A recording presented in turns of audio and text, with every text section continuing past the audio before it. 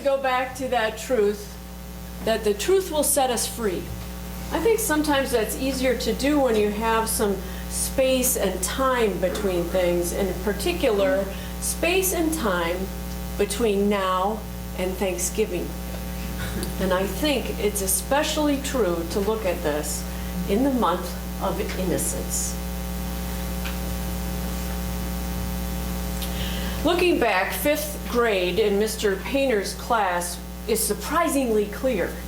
Mr. Painter was 22, he was right out of college, he was fresh with new ideas, a youthful spirit, and that guy thought 10-year-olds were God's gift to the earth.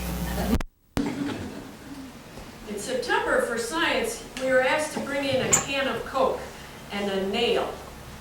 We each poured our Coke into a cup, and then we put in that steel nail, and we watched as our favorite aggressively ate away at that bit of steel. Think about what that does to your stomach, Mr. Painter said. I tried not to think about it. In English, we wrote about our heroes. I picked Gelsey Kirkland, who you may know, danced with Mikhail Baryshnikov, usually as his partner, with New York City Ballet. When I got to the 3rd chapter about Gelsey Kirkland's life, all these things kind of spilled out of the book like slime, like her eating disorders and drug addiction and family problems. So like any good 5th grader, I dropped Gelsey Kirkland like a flea jumping from dog to dog, and I found a real hero, someone seemingly without any flaws, Cynthia Gregory, another dancer. Apparently in 5th grade, I wasn't able to hold shadow and light together at one holistic version of humanity. Good thing for me and for all of you, my emotional intelligence has risen since 5th grade. In social studies, we covered American history, the states, the capitals, Thanksgiving. We read some original source material, our textbooks, and followed boring overheads. This time we were asked to write a letter to one of the Puritans or Native Americans that we were studying. So we were asked to start off by asking questions. Did you really wear buckskin all year round? Did you get sick at sea on the boat? Did that big ruffle thing that looks like a paper folded fan around your neck get in your way doing daily chores? After the questions were articulated, we were asked to answer our own questions from the viewpoint of the Puritan or the Native American that we had studied for the last month. Can I just ask you to turn this off? Thank you. I want to share with you a piece that I remember reading as original source material from 5th grade. It's an excerpt from John Winthrop. John Winthrop came over from England, was on the boat, and was walking into being the governor of the colony of Massachusetts. This is what he was thought to have delivered as an excerpt from his sermon, a model of Christian charity. He was said to have probably done this on the boat to those around. Wrote this. We must be knit together in this work as one man. We must entertain each other in brotherly affection. We must uphold a familiar commerce together in all meekness, gentleness, patience, and liberty. We must delight in each other, make others' conditions our own, rejoice together, mourn together, labor and suffer together, always having before our eyes our commission and community as members of the same body. We must consider that we shall be a city upon the hill. The eyes of all people are upon us, so that if we shall deal falsely with our God in this work we have undertaken, and so cause him to withdraw his present help from us, we shall be made a story and a byword through the world. Now, had Winthrop been of a different generation, perhaps, I don't know, baby boomer, you can just see him emceeing the Woodstock weekend with those words of interconnection and benevolence and justice and mercy.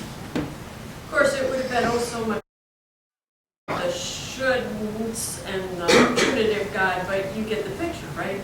His words are seemingly expansive, not insolent.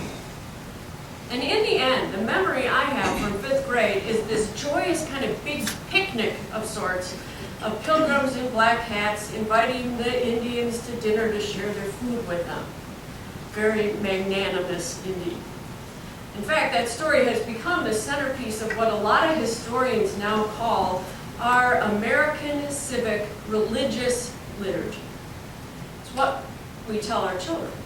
It's the story we all know. It's the myth we root the founding of our country on.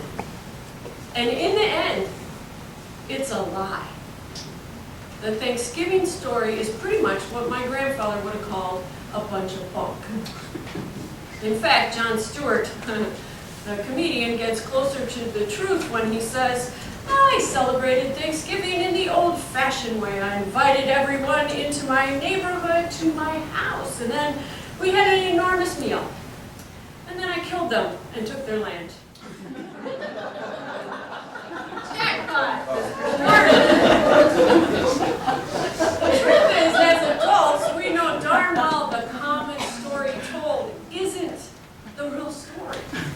We know that by the time the Puritans actually made it to the Americas in 1630, the native populations were already decimated by disease and illness, mostly smallpox and influenza, spread by European traders and trappers.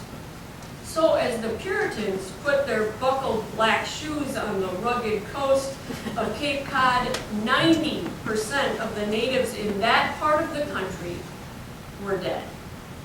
In other words, they didn't have much pushback to their arrival and no welcome party.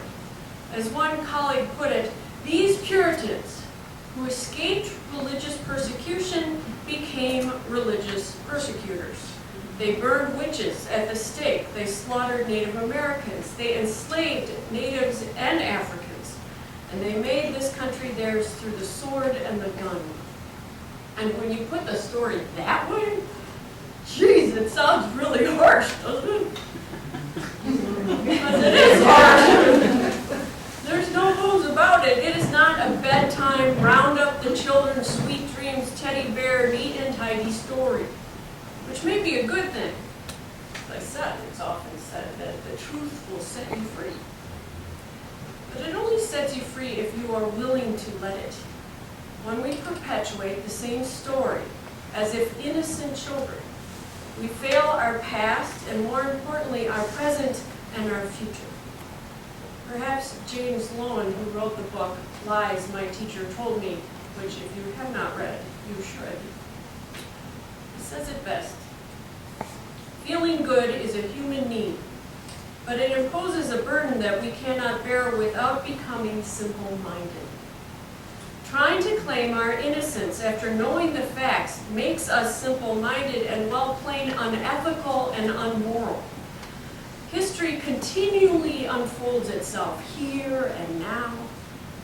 And armed with the truth, I think we can engage the past to create a future that indeed will serve as that city on the hill that Winthrop actually was so looking forward to, both in creating and beholding. So today I hope you'll indulge me. I'd like to go back in history and ask Governor Winthrop some grown-up questions and elicit a conversation with him. Here is the letter that I would like to send to Governor John Winthrop of the Massachusetts Bay Colony, if I could. Dear Governor Winthrop, today marks the 8th day of the 12th month in the year of our Lord 2013. I start off pretty well, don't I? I have been anxious to write you for years, Mr. Governor. A heart-to-heart is needed. Last week I read this anthropologist's book, Soul Tax is his name, who claimed that what you kicked off with relationship to the Native Americans in this country should be considered our country's original sin. Ouch. I know that's big, right? You didn't see that coming, I bet, did you? But then again, you didn't live long enough to see the tumbling reaction to your decimation of the Pequot. You remember you ordered retribution for 2 Puritans' deaths by sending your little makeshift army off to their village, and then they proceeded to kill 700 children, women, and men. As the writer Sarah Vowell articulates in her book, The Wordy Shipmates, she says, for the English, for Winthrop, the Pequot War was a success ratified by God. It became the blueprint for all future Indians' wars on the continent conducted by the colonialists and the subsequent United States. The mass murder of the Pequot War made the mass murder of other tribes possible and therefore repeatable. It was the first of many similar horrors to come: the Bear River Massacre, the Sand Creek Massacre, and the Wounded Knee Massacre, just to name a few. So here's the thing. You start us on this trajectory, and while it haunts us as a nation now, your Puritan vision of being God's chosen people, as being a beacon of righteousness that all others are to admire, it hasn't served us that well. The most obvious and influential example of your mindset shows up on the Massachusetts Bay colonial official seal, which you brought over on the boat to New England.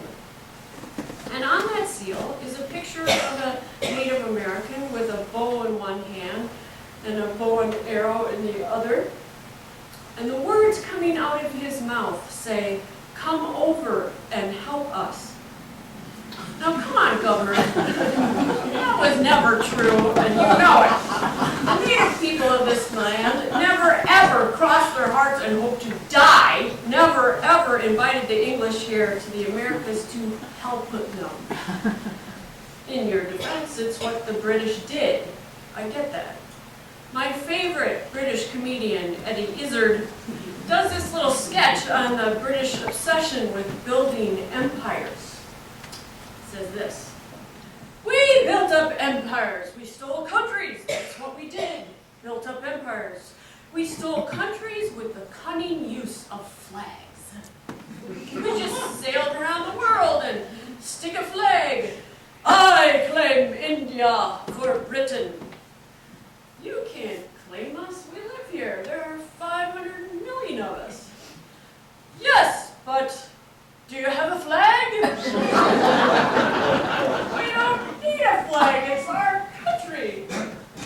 No flag, no country. You can't have one. And that's the rules that I just made up. And along with this rifle that I have from the National Rifle Association to back me up." Thank goodness we can kind of laugh about that. In truth, what you did was put us on a track for U.S. exceptionalism.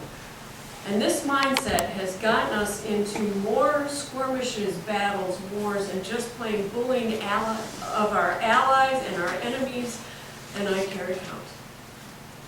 Currently in the U.S., we often forget we can love our country without thinking it is above every other country out there. We don't always do this, but we certainly have a proclivity to do it, which is a bummer, really, because this place rocks. I love this country, and I know why you learned to love this country.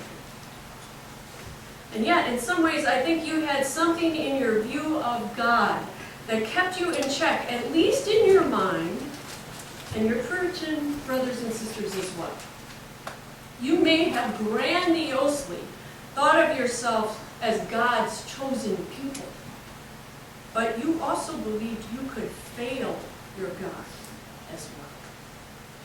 What saddens me, I think, is we have inherited this idea of God's chosen people, the U.S. exceptionalism part, but we don't hold the humility aspect close enough to our hearts. And when we lose that sense of responsibility and worry of disappointing our God, we lose the ability to see the error of our ways at times, and our heads get too big. So your understanding of yourself in the world regarding this aspect is, it's worthy. I can be a patriot. and yet want us as a nation to not disappoint our God. We can remind each other that by living into that universal kind of religious charity towards others, humility follows.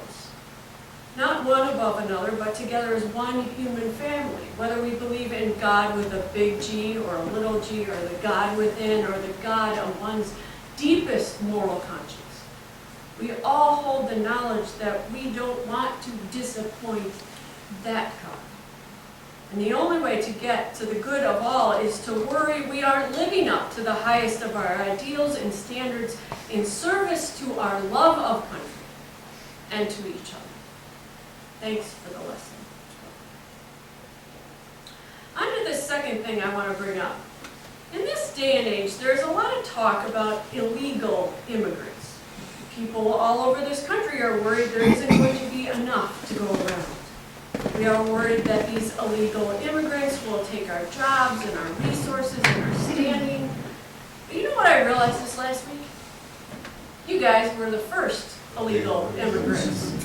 That's right, the Puritans, the first American illegal immigrants. Because as I said, there were no native tribes asking you to come over and help them, and you can put it on the seal of Massachusetts all you want, but that doesn't make it right. In truth, you folks were not inviting, nor did you you were given ever permission to come. You showed up and did your little flag thing, and that was it. But in truth, all of it is lifting it up and remembering that force, it was taken by force. That there were people in this country. We are all immigrants, whether we were taken by force or we came here on our own. But now in this country, we're starting to get lost in who belongs and who doesn't belong, where we put a wall to keep some out, and where do we not have a wall? Today I am reminded that there are some powerful stories in ancient texts, Governor, that deal with the likes of immigrants or strangers. And I know you know this story, Governor, so bear with me, it's a good one. It's the story of Abraham, the father of faith to Christians and Muslims and Jews. In biblical accounts, it's difficult to discern actually what Abraham actually believed. He doesn't possess kind of a certainty of faith. He is regularly confused and asks many questions, often without really receiving any very satisfying answers. But this patriarch of the three great Western religious traditions possesses at least one marvelous religious experience. He's sitting outside of his tent, and it is a hot day. There is sweat dripping from his temples, and his tribe is all resting, trying not to stir during that baking slowness of the day. And he barely moves. You can just see him with a big feathered fan, kind of keeping himself cool. Maybe he's got a cold glass of Chardonnay next to him. And there on the horizon appear three strangers. In ancient times, as is often today, the stranger was not always the easiest to invite in. As violent as our culture is, Abraham's day was worse. Strangers often represented a threat, not an opportunity. But what does Abraham do? He stands up, he brushes off his robes, he walks over to them, and he offers a greeting. Hola, ¿qué pasa? He inquires as to their well-being, and instead of being on guard, anticipating a potential threat, he sets out the best he can offer. He spreads extravagant dining clothes, prepares and serves the guests an elaborate, plentiful meal. He offers comfort and solace. They converse and swap stories. And it happens quite slyly, without fanfare or oracle, that one of those strangers is Abraham's God. And so it is that Abraham's act of practical compassion leads to an encounter with the divine. It was in Abraham's lived experience, in the choice to transcend a focus on his own needs, that the divine was ushered in. Yep, that's the story that we should tell around Thanksgiving. From Thanksgiving all the way through the holiday seasons when we sit down at a meal together with other people. Because when we sit down to dinner, it is that reminder that the divine is ushered in when we make room, when we offer a seat at the table, when we live from a place of abundance instead of scarcity, when we see one another as human, not stranger or illegal, but human, one and all. Abraham's story is a Thanksgiving. Finally, I'm going to commend you. I know, hold on to your seat, I haven't given you too many accolades really up until now, but this one is all yours. In your sermon, a model of Christian charity, you use a lot of we. Not I language, but we language. You will remember this is some of the things you said.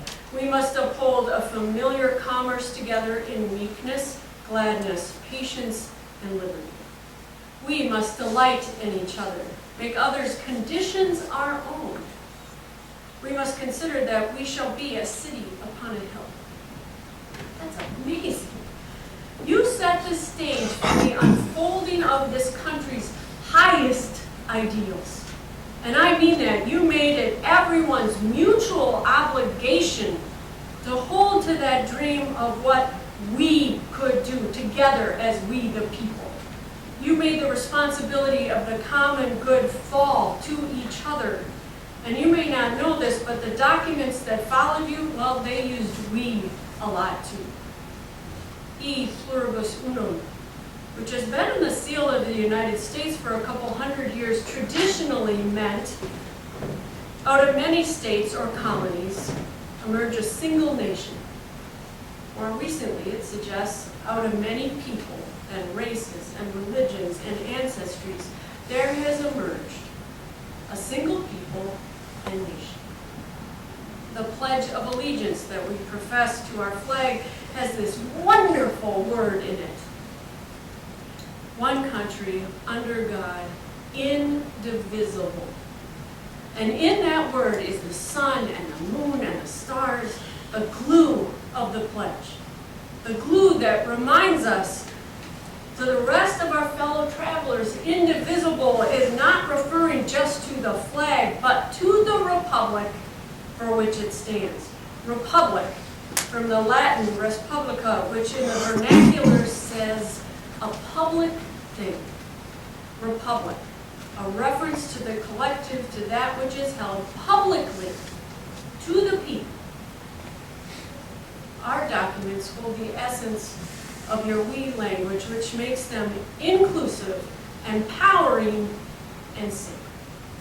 And yes, we don't often get it right. We still struggle with xenophobia and racism and sexism and homophobia and religious intolerance and the other.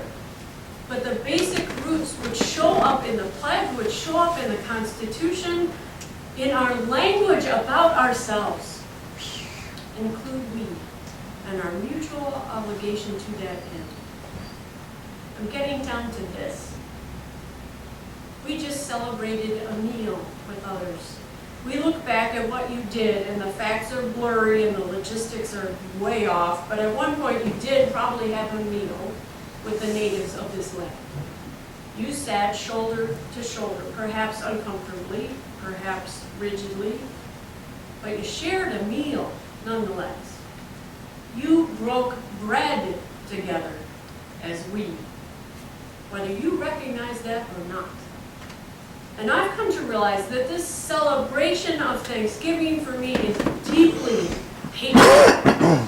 It is indeed what the historians call an American civic religious liturgy. It is living into the we. It is saying we the people can and do break bread together.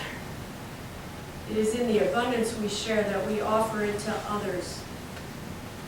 And on Thanksgiving Day, Governor, this year, I shared this poem with my family as our grace from Alice Walker. It's called The Patriot.